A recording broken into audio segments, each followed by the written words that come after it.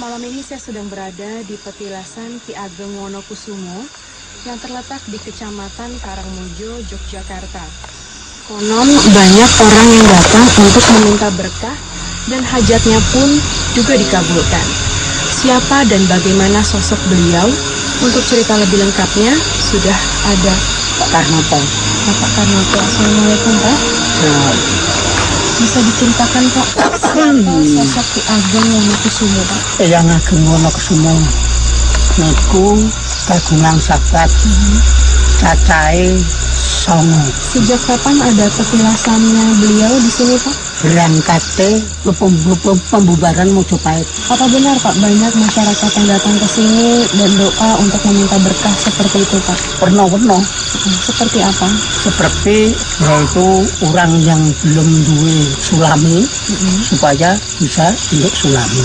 Nek ana ning wong nyambut gawe pemerintah supaya njaluk dinggahke pangkate ono. Terus ana neh sing dinarani wong bakul supaya iso lancar. Kalau ini Bapak, makhluk yang ada di sini itu berupa apa aja Pak? Wujude ingun-ingunan. Yang Ki Ageng Wonokusumo singa. Ya, terima kasih Bapak atas penjelasannya. Assalamualaikum Pak Hakim. Waalaikumsalam. Setelah mendengar cerita tadi Pak, mitos apa yang akan kita ungkap pada malam Ya, ini? mungkin sebuah fenomena lagi di tengah masyarakat kita ketika seseorang dihadapkan oleh sebuah masalah, mereka banyak yang mencari solusi ke tempat-tempat seperti ini ya, sebuah makam, sebuah petilasan gitu. Kalau petilasan itu kan memang tidak ada jasad yang dimakamkan gitu. Ini menarik juga untuk kita coba ungkap, terutama tentang sosok Ki Ageng Wonokusumo itu yang menjadi target para pencari berkah gitu dalam mereka mencari solusi dalam kehidupan mereka. Ini mungkin menarik untuk nanti coba kita ungkap tentang apa keberadaan makhluk-makhluk baik yang ada di sekitar sini. Apakah mereka turut andil dalam mengabulkan segala permohonan atau permintaan para peziarah atau tidak? Mungkin nanti kita akan coba telusuri lebih dalam lagi dalam mediumisasi. Waktunya mediumisasi.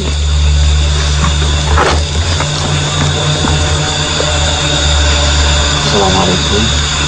Waalaikumsalam. Ada apa gerangan saya dipanggil di sini? Ya, kami hanya ingin mengetahui tentang tempat ini. Tapi sebelumnya boleh tahu siapa Anda? Saya adalah datang dari daerah timur. Kalau Anda sendiri melihat banyak sosok makhluk-makhluk gaib yang berada di sekitar makam ini atau petilasan ini? Banyak bermacam-macam makhluk yang ada di sini. Untuk kalian tahu, Apa aja jenisnya yang Anda ketahui, yang Anda lihat? saya hanya seorang yang bersemayam di tubuh ini. Ya, Bersemayam. saya dulu adalah seorang penari. Seorang penari. Ya, maka dari itu saya mohon kepada Anda izinkan saya istirahat sejenak di sini. Maksudnya Anda kesini hanya Jika mampir? nanti sekalian akan memanggil seseorang akan membiarkan semua cerita yang ada di sini. Terima kasih. Assalamualaikum.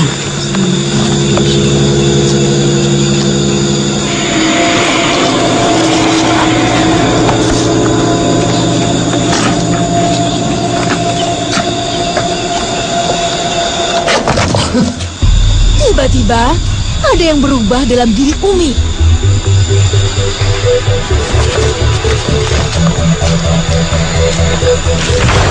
Saat bersamaan, ada makhluk merasuk ke mediator lain. Assalamualaikum warahmatullahi wabarakatuh. Dengan kami, Anda boleh. Waalaikumsalam warahmatullahi wabarakatuh. Ya. Ya, Anda boleh dulu ya. Boleh tahu Anda siapa? Saya Putri. Nyi Ageng Soekarnokusumo. Nyi Ageng Soekarnokusumo. Sudah lamanya ada di sini nih? Sudah lama di sini. Di mana tempat tinggal Nyi Sekar? Tunggu dulu. Ya. Ada apanya? Kita sudah mengajukan kesepakatan. Kesepakatan apa? Anda tidak boleh ada di sini. Kenapa memangnya Anda terganggu atau terusik dengan kedatangan Bapak Hakim? Benar. Sepertinya makhluk ini tidak menyukai keberadaan Pak Hakim.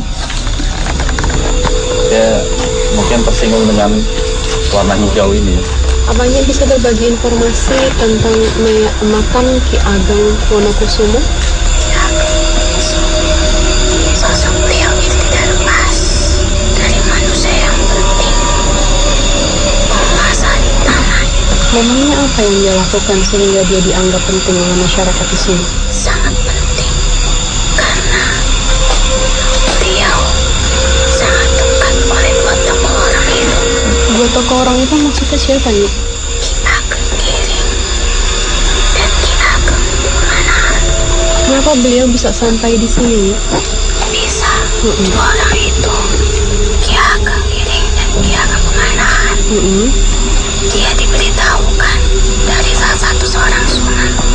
Beliau mengatakan bahwa di antara keturunan mereka akan menjadi raja di tanah ini.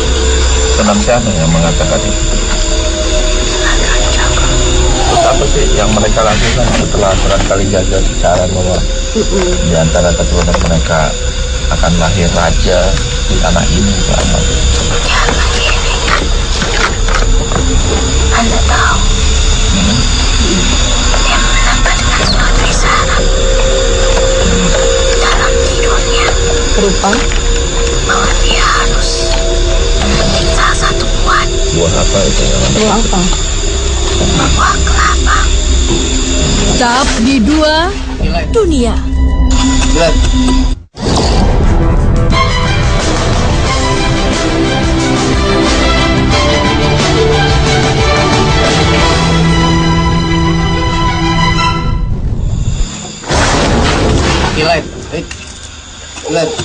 Memangnya ada apa sih di balik buah kelapa itu? Ada artinya? Iya, saya sudah katakan beliau harus jauh dari saya. Ya. Kemudian setelah itu, Dia akan Giring memetik buah kelapa itu di belakang rumahnya. Ketika dia terbangun dari tidurnya, tapi karena masih gelap, dia belum merasa haus. Lalu ia simpan kelapa itu. Kenapa tidak kemudian keluar dari tubuh ini lantas Anda Lalu dia duduk di pergi sampingnya menjadi masalah? untuk bekerja. Kasihan Maka dia pemilik merasa ini lelah dan itu. merasa haus. Nah, setelah ini keluar, Lalu kita datang jarak dengan Anda mau apa? setelah itu ketika ia datang, dia merasa bahwa tidak ada orang. Maka ia datang melalui pintu belakang rumah. Ya, Anda Dia akan betul. Giring, saudara apa yang mereka lakukan? dia akan Pemanahan masuk melalui pintu belakang rumahnya dan melihat ada sebuah kelapa. Anda tahu apa yang dilakukan? Meminumnya? Kemudian apa yang terjadi ketika dia meminum? Perpecahan, Maksudnya? perselisihan, dan permusuhan.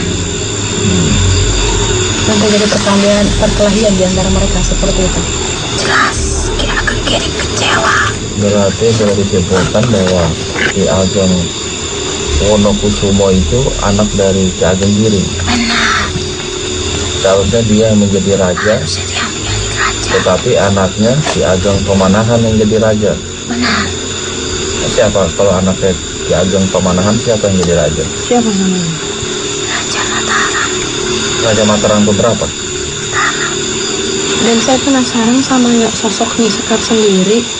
Kenapa bisa ada di sini dan kenal begitu dekat dengan beliau? Kalau boleh tahu, Anda ini sebenarnya siapa? Apa ada keterkaitan dengan Ki Ageng? Kaitan ada karena saya selalu ada bersama orang-orang yang ingin mempunyai kekuasaan. Orang-orang yang selalu bergejolak, orang-orang yang selalu penuh amarah, Emosi. dendam. Jadi maksudnya makhluk sejenis Anda ini selalu ada ketika manusia berperasaan dendam, emosi, marah. Dan dia seorang tokoh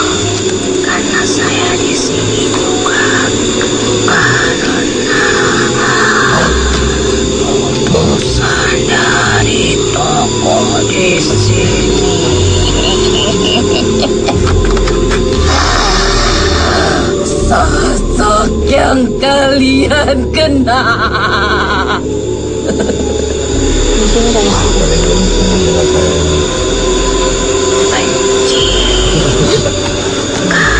Ya Anda kelihatannya baik, kelihatannya memasyarakat gitu, padahal ya banyak masyarakat yang Begitu juga tertipu. dengan kamu. Kata siapa?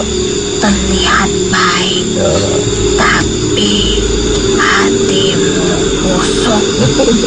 Memang hati itu milik Allah dan Anda tidak mengetahui sedikit pun tentang hati. Baik buruk seseorang hanya dirinya dan Allah yang tahu. Oh, saya tahu Anda dari selatan kok. selatan mana? Selatan sini, laut.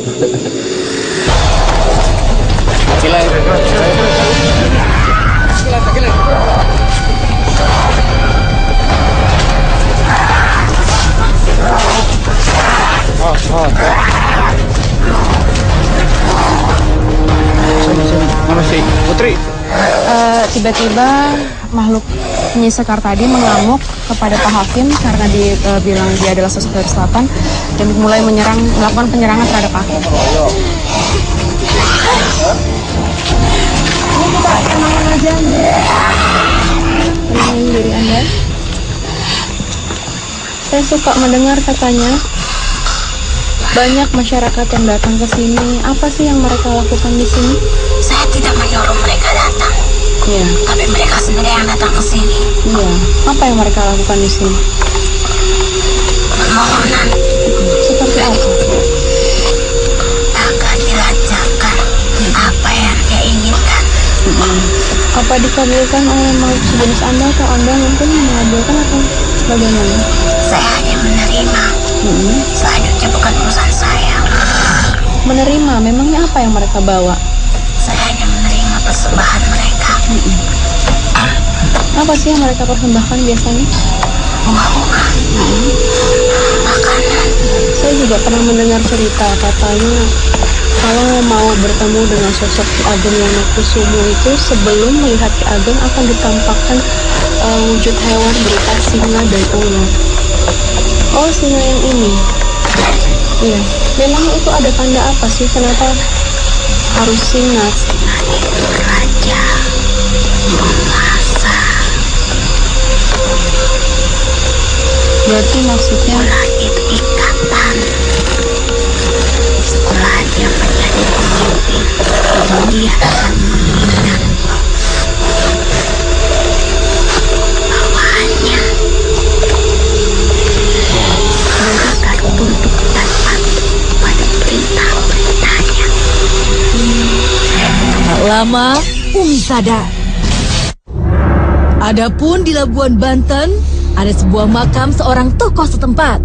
Namanya terlalu panjang untuk diingat. Dialah Syekh Aki, Mas Raden Jaya Tumenggung Agung Jagaraga. Nampaknya bukan nama panjang itu yang membuat Raden Tumenggung Agung dipuja hingga wafat. Namun, jejak kebaikan yang tertinggal turun-temurun. Terdapat sebuah makam karomah di daerah Badur, Rancateret, Labuan Banten. Makam ini banyak sekali dikunjungi oleh para peziarah dan masyarakat mempercayai adanya berkah yang didapat apabila berziarah ke tempat ini. Dan sekarang di sampingnya sudah ada Pak Tony. Assalamualaikum Pak Tony. Ini Pak Tony ini salah satu yang sering berziarah ke sini. Iya. Sebenarnya ini makam siapa sih Pak? Makam Aki Mas Raden Jaya Tumenggung Agung Jagaraga.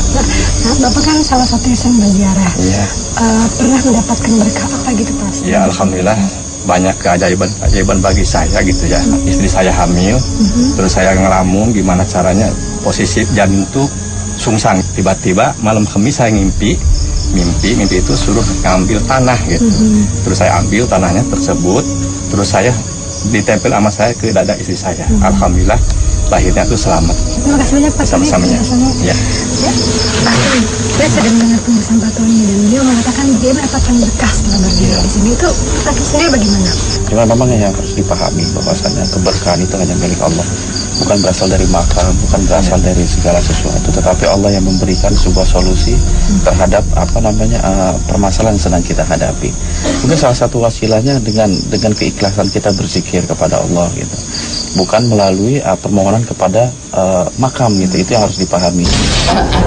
Ada cerita apa di balik makam ini? Siapa ini?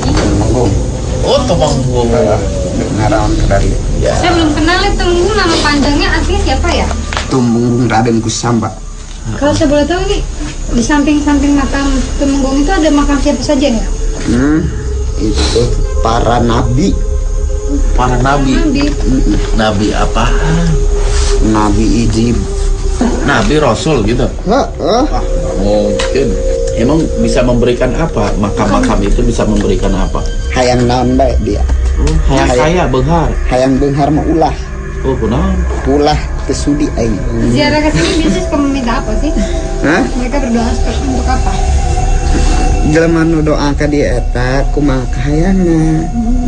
Jadi urang mah teu bisa ngetakeun gitu. Ada minta disembuhkan penyakit misalnya?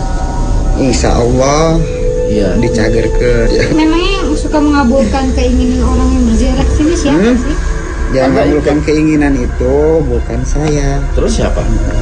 Oh. Iya kan. Jadi kalau misalnya ada penziarah mintanya ke Anda misalnya gitu, Nggak bisa. nggak bisa. Jadi tetap aja Allah yang mengabulkan. Ayo balik. Iya. Guys, itu baik. Iya. Guys, yuk. Yes. Assalamualaikum. Ya, Waalaikumsalam. Bismillah.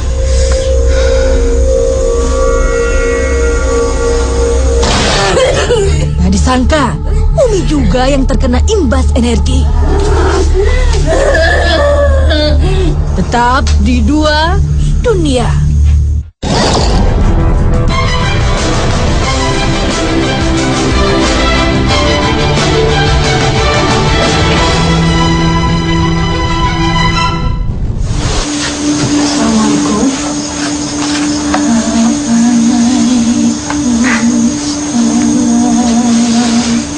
Kami kesini datang untuk mengetahui tentang makam yang ada di sini. Ada yang mengetahuinya?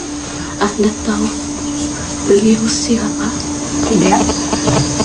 Siapa beliau? Sanggar Kencana. Bagaimana kehidupan zaman dulu ya? Beliau pernah hidup di masa kejayaan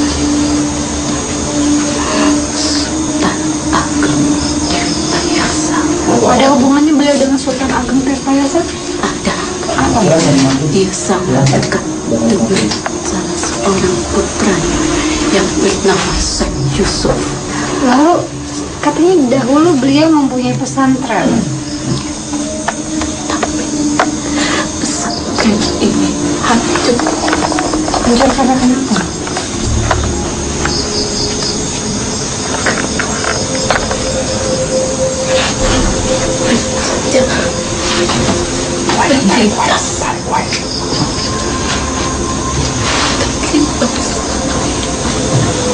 Apakah semua santri-santrinya juga meninggal?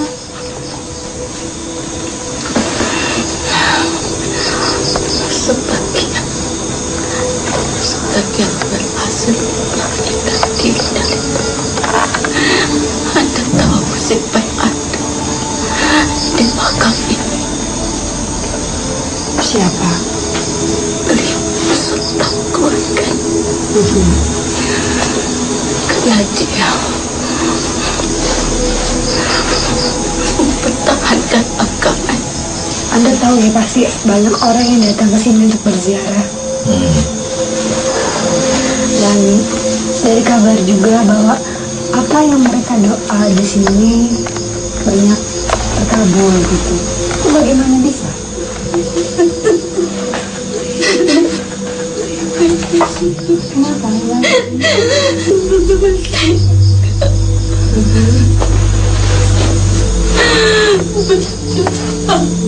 Memohon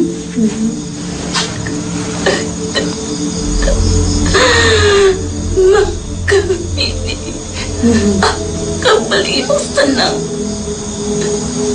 Kenapa ketika datang ke tempat ini bukan dalam rangka mengingat mati? Manusia akan mati. Apa yang sudah mereka bawa? Sampai kapan kau hidup? Apakah kau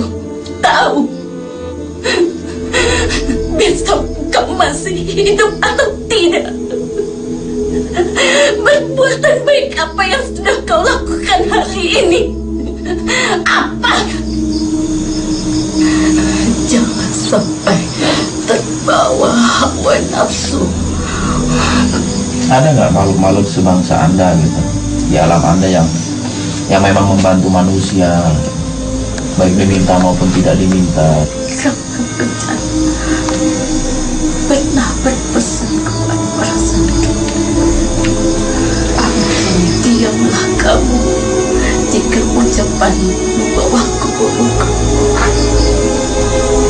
Berkatalah engkau jika kata-katamu membawa doa.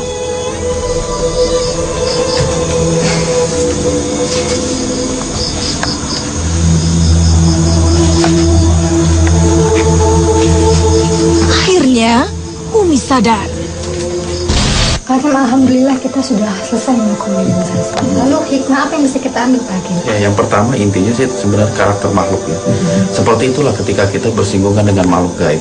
Karena ada memang yang ngomong apa adanya, kadang juga ada yang ngomong-ngomong godaan-godaan yang menguji keilmuan kita, kedalaman pengetahuan kita tentang makhluk.